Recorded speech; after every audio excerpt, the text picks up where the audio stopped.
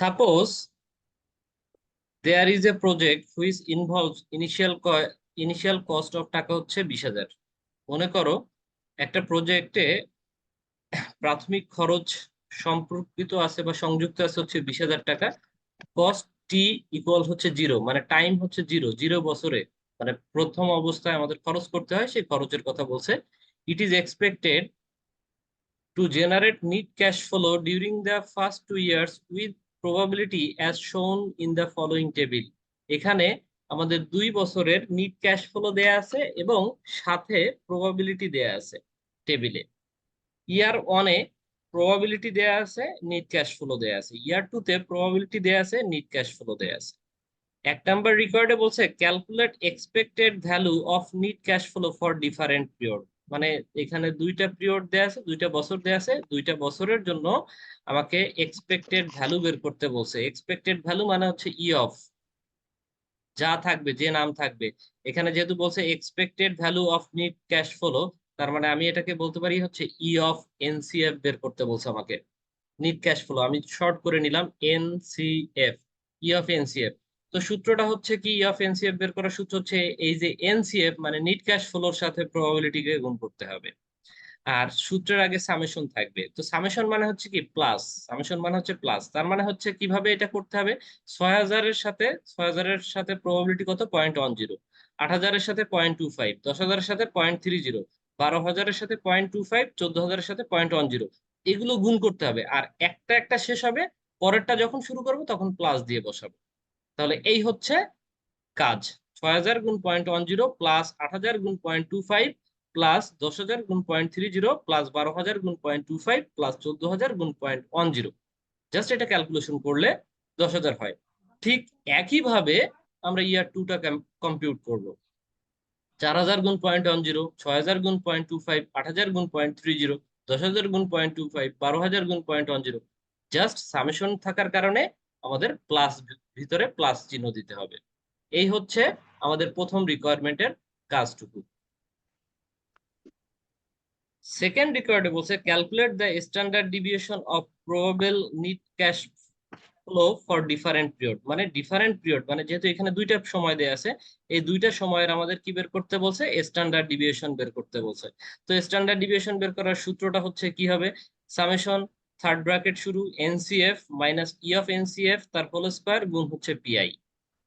তার মানে NEET cash flow থেকে এক্সপেক্টেড নিট ক্যাশ ফ্লোকে বাদ দিব, তাকে স্কোয়ার করব এবং তার সাথে পিআই গুণ করব। তাহলে প্রথম ইয়ারের এনসিএফ হচ্ছে প্রথম 6,000 এনসিএফ, এখান থেকে এক্সপেক্টেড এনসিএফ 10,000, এটা বাদ দিব। বাদ দেওয়ার পরে তাকে স্কোয়ার করব, তার সাথে কি করব, তার সাথে পিআই 0.10 গুণ করে দিব। তাহলে এই কিন্তু এটা হচ্ছে এক একটা স্টেপ। এই স্টেপটা শেষ করলাম, শেষ করার পরে এরপরে যখন আমি দ্বিতীয়টা নিয়ে করব, দ্বিতীয় এনসিএফ যখন নিব, তখন তার আগে ওই সামেশনের কারণে প্লাস দিব। প্লাস দিয়ে আমি দ্বিতীয়টা 8,000 থেকে এক্সপেক্টেড নিট ক্যাশ ফ্লো হচ্ছে 10,000 বাদ দিলাম, তাকে স্কোয়ার করলাম এবং তারপরে হচ্ছে আমি 0.25 কে গুণ করে দিলাম।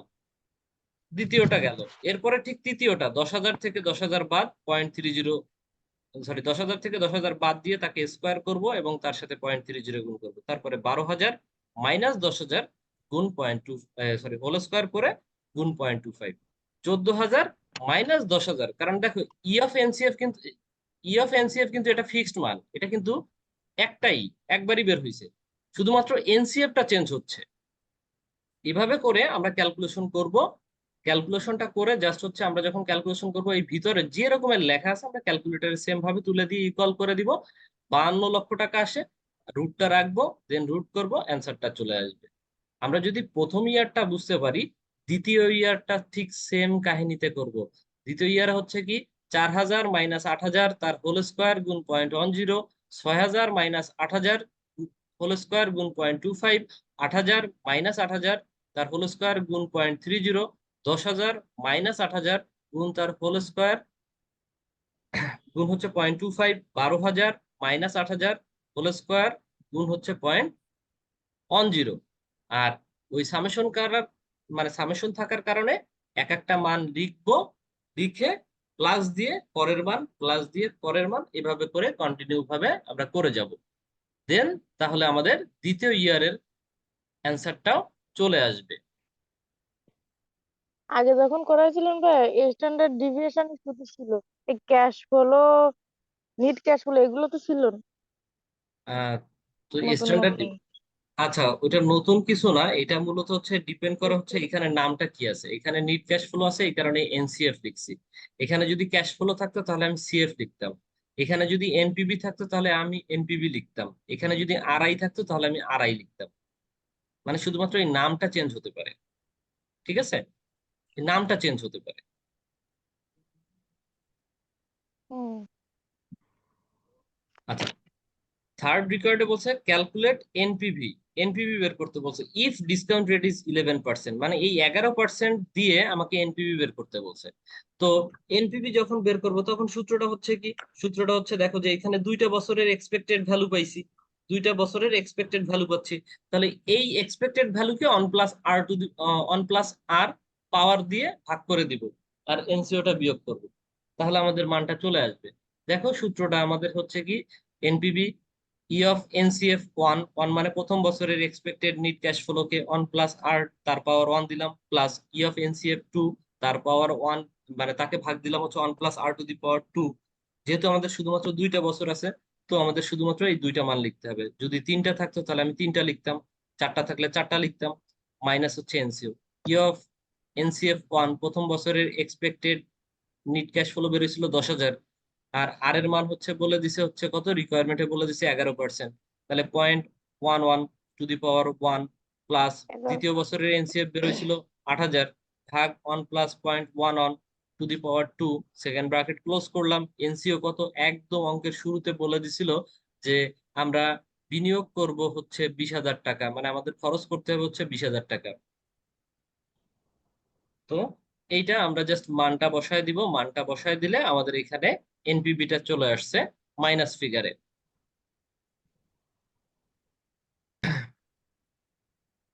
ফোর্থ রিকোয়ারমেন্টে বলছে calculate the standard deviation of এনপিবি, মানে স্ট্যান্ডার্ড ডিভিয়েশন অফ এনপিবি বের করতে বলছে, মানে সিগমা এনপিবি বের করতে বলছে। তো সিগমা এনপিবি বের করার সূত্র এবার হচ্ছে সিগমা দিয়ে করতে হবে। যখন শুধু এনপিবি করব তখন এক্সপেক্টেড ভ্যালু দিয়ে করব, আর যখন স্ট্যান্ডার্ড ডিভিয়েশন অফ এনপিবি বের করব তখন সিগমা দিয়ে বের করব। তাহলে এইখানে সূত্রটা হচ্ছে কি, দেখো স্ট্যান্ডার্ড ডিভিয়েশন অফ এনপিবি বের করার সূত্র হচ্ছে আমাদের সিগমা ওয়ান তার স্কোয়ার ডিভাইডেড বাই হচ্ছে one plus R to the power two, মানে এটা নিচে যখন ভাগ করব তখন পাওয়ার হবে হচ্ছে 2 2 করে আসবে, 2 2 করে বাড়বে, 2 4 6 8 10 এভাবে করে বাড়বে। দ্বিতীয়টা হচ্ছে প্লাস দিয়ে, যেহেতু বছর দুইটা, সিগমা টু দ্বিতীয় বছরের সিগমা যেটা তাকে স্কোয়ার করব, ঠিক আছে, দ্বিতীয় বছরের সিগমা যেটা তাকে স্কোয়ার করব, করার পরে তারপরে আমরা সেটাকে one plus R to the power two দ্বারা ভাগ করে দিব, sorry R to the one plus R to the power four, four পাওয়ারে দিয়ে আমরা ভাগ করব। প্রবলেম 9 বলছে হচ্ছে Haradhan company is considering two mutually exclusive project. দুইটা মিউচুয়ালি এক্সক্লুসিভ প্রজেক্ট আছে, প্রজেক্ট দুইটা হচ্ছে এ অ্যান্ড বি। কস্টিং টাকা 30,000, যার খরচ হচ্ছে 30,000 টাকা অ্যান্ড 36,000 রেসপেক্টিভলি। তার মানে এ প্রজেক্টের খরচ হচ্ছে 30,000, বি প্রজেক্টের খরচ হচ্ছে 36,000 টাকা।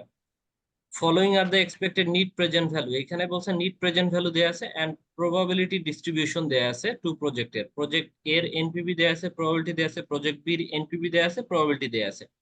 বলছে এক্সপেক্টেড এনপিভি বের করতে বলছে। এক্সপেক্টেড এনপিভি মানে হচ্ছে ই অফ এনপিভি, সোজা কথা, এক্সপেক্টেড মানে হচ্ছে ই, এক্সপেক্টেড মানে হচ্ছে ই। তাহলে ই অফ এনপিভি বের করতে বলছে, তাহলে ই অফ এনপিভি মানে এবার সূত্র কি হবে, এনপিভি গুণ পিআই হবে নাকি। গতবার ছিল হচ্ছে expected value of net cash flow, বিধায় এনসিএফ গুণ হচ্ছে কি পিআই ছিল, আর এখন হচ্ছে কি এক্সপেক্টেড এনপিভি মানে হচ্ছে এনপিভি গুণ হচ্ছে কি পিআই, ঠিক আছে।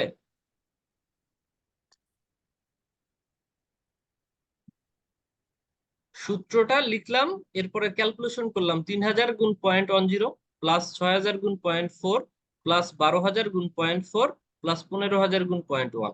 এটা করলে প্রজেক্ট এরটা চলে আসবে। প্রজেক্ট বিটটা 3,000 গুণ 0.2, 6,000 প্লাস দিয়ে 6,000 গুণ 0.3 প্লাস দিয়ে 12,000 গুণ 0.3 প্লাস দিয়ে 15,000 গুণ 0.2, জাস্ট অ্যান্সারটা চলে আসবে। তারপরে সেকেন্ড রিকোয়ারমেন্টে বলছে হচ্ছে standard deviation both the project, sigma বের করতে বলছে উভয় প্রজেক্টের। তাহলে এই সিগমাটা কিন্তু কোনো পার্সেন্ট দিয়ে বের করতে বলে নাই, এই সিগমাটা কোনো পার্সেন্ট দিয়ে কিন্তু করতে বলে নাই, শুধু স্ট্যান্ডার্ড ডিভিয়েশন বলছে এবং উভয় প্রজেক্টের। তার মানে হচ্ছে ওই যে রুট ওভার দিয়ে যেটা আসবে এই সূত্রটা সিগমা এনপিবি, এখানে সিগমা এনপিবি আর একটু আগে যে সিগমা এনপিবিটা করছি এটা কিন্তু এক না। কারণ আগের স্ট্যান্ডার্ড ডিভিয়েশনটা ছিল হচ্ছে কি, এই যে এনপিভির পরে এই 11%-এর স্ট্যান্ডার্ড ডিভিয়েশন অফ এনপিভি চাইছে। আর এই অঙ্কে স্ট্যান্ডার্ড ডিভিয়েশন অফ এনপিভি মানে আমার অঙ্কে যেহেতু এনপিভি দেয়া আছে, তাহলে এই স্ট্যান্ডার্ড ডিভিয়েশন কিন্তু সিগমা এনপিভি না, জাস্ট বলছে শুধু স্ট্যান্ডার্ড ডিভিয়েশন বলছে। তাহলে শুধু স্ট্যান্ডার্ড ডিভিয়েশন মানে শুধু সিগমা, আর স্ট্যান্ডার্ড ডিভিয়েশন এনপিভি মানে হচ্ছে সিগমা এনপিভি। দুইটা জিনিসের পার্থক্যটা মনে রাখবে। তো সূত্রটা আমাদের হচ্ছে summation third bracket NPV minus E of NPV তার হোল স্কয়ার গুণ পিআই। এভাবে করে আমাদের প্রত্যেকটার কাজ করতে হবে। 3000 প্রথম প্রজেক্টের 3000 মাইনাস এক্সপেক্টেড এনপিভি হচ্ছে 9000, 3000 মাইনাস 9000 তাকে স্কোয়ার করব, 0.1 দিয়ে গুণ করব, প্লাস দিয়ে 6000 মাইনাস 9000 এর স্কোয়ার করে তার সাথে 0.4 গুণ করব। এভাবে করে আমরা পরপর করতে থাকবো। ঠিক প্রজেক্ট এটাকেও আমরা যেভাবে করব, প্রজেক্ট বি কেও আমরা সেম কনসেপ্টে করে ফেলবো।